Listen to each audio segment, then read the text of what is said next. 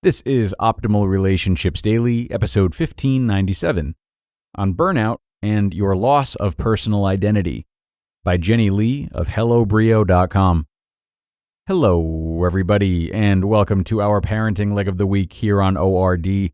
I'm your host and narrator, Greg Audino, here to read another article for the parents out there, though I do think this one goes far beyond parenthood and speaks to a lot of different and valuable themes, as is the case with so many of our articles that we share. So with that being said, listen closely, parent or not, as we get into this post now and optimize your life. On Burnout and Your Loss of Personal Identity, by Jenny Lee of HelloBrio.com. Many new parents, especially new moms, go from being whole, intelligent, vibrant human beings to insert your child's name. Here's mom. This is a shattering shift. In our culture, it's normal to say, it's tough, but being a parent is the most rewarding thing ever. In fact, you have to share your parenting frustration with conditionals, or else people wonder if they need to call in the authorities. It's not okay for us to say, it's tough, and I think I made a huge mistake becoming a parent. But in the more vulnerable, transparent conversations I have with moms, the more I realize many of us think the latter. Often. And then we superstitiously cross our fingers and our hearts to hope the universe didn't hear us and realize that we're sort of joking. But this sense of dread isn't simply the frustration of being a parent to a child. In many instances, it comes from the fact that in our society, parents, especially mothers, are expected to give up everything else in order to be good. Loss of identity leads to burnout. This surrendering of self leads to a loss of identity, which leads to burnout. You know you're burnt out when you go through your daily life like robot mom and avoid deep human interaction for fear that your miserableness will spread to others, amongst many other things. But what do we do about it? Assess where you invest. In investigating my own burnout at my full-time job, my company said in a podcast that over-investing your identity in work, whether in time or energy or emotions, can lead to burnout. Further, prioritizing your personal life and protecting it can help you keep a healthy, balanced perspective on everything. The same is true for personhood and parenthood. Over-investing yourself in being the parent to your children can lead to burnout, especially if it's compounded by extra roles you play. Employee, elderly caregiver, volunteer, etc. Balance is talked about as a seesaw, a two-pronged approach with work versus life. But we're more complex than that. Self-care should be your baseline. Work-life balance is not just about prioritizing your self-care. That's an oversimplified approach. Self-care doesn't begin to cover a level of personhood that leads to fulfillment. Self-care should be your baseline. Get your full night's sleep and exercise regularly. Eat food and try to make it healthy. Try not to drown yourself in your escapism method of choice. What else to factor in to avoid burnout? So, this balance that we talk about, let's take it one step further.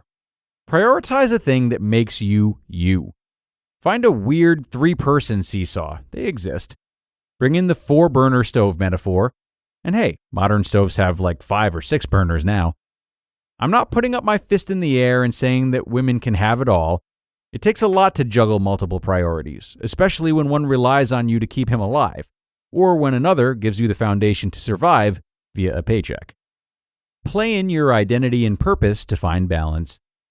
In rediscovering your sense of identity, you will be a better mother, a better employee, a happier, more well-rounded person. And that's the point, folks. Like Glennon Doyle says in Untamed, a responsible mother is not one who slowly dies for her children, but one who shows them how to fully live. The steps to reestablish your personal identity.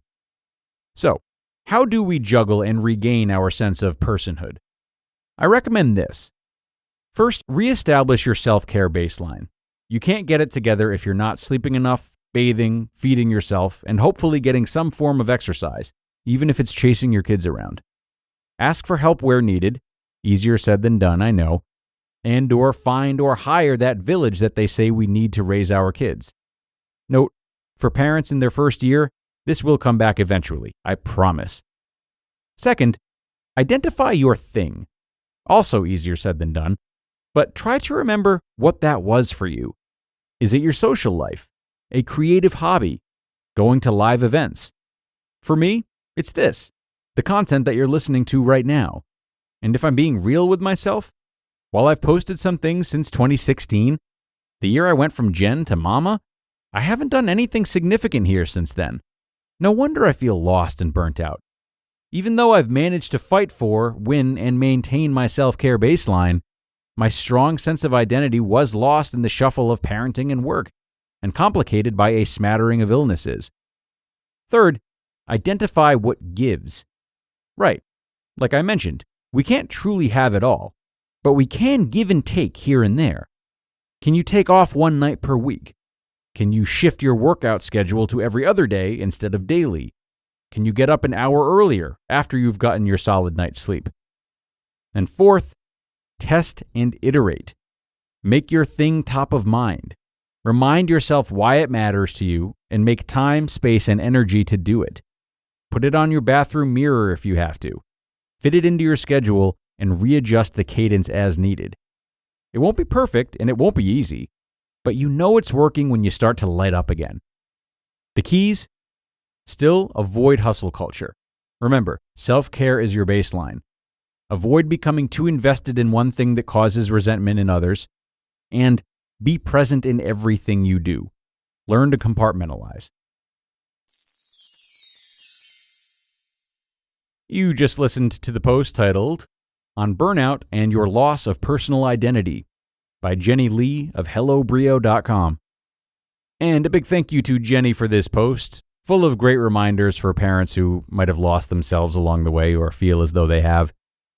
I think a post like this is just the type of empowerment that anyone needs when their identities have become so strongly associated with one particular thing. And while you're doing the work to reinstate a sense of balance into your life, remember that this work has to be done for you.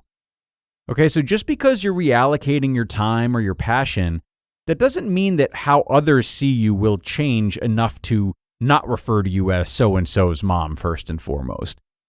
But this is okay. It's a really great exercise in doing things for our own fulfillment, rather than for the recognition of others. We'll inevitably be seen differently in different circles or at different times, and while we might or might not gain a sense of significance from these roles, they don't have to and they shouldn't dictate who we are or the actions that we take. Some things to think about as we wrap up, everyone. I thank you so much for coming as always and making another episode possible. Please do share this episode with someone. Subscribe to the show if you haven't already. And aside from that, have a great rest of your day, and I'll see you again tomorrow, where your optimal life awaits.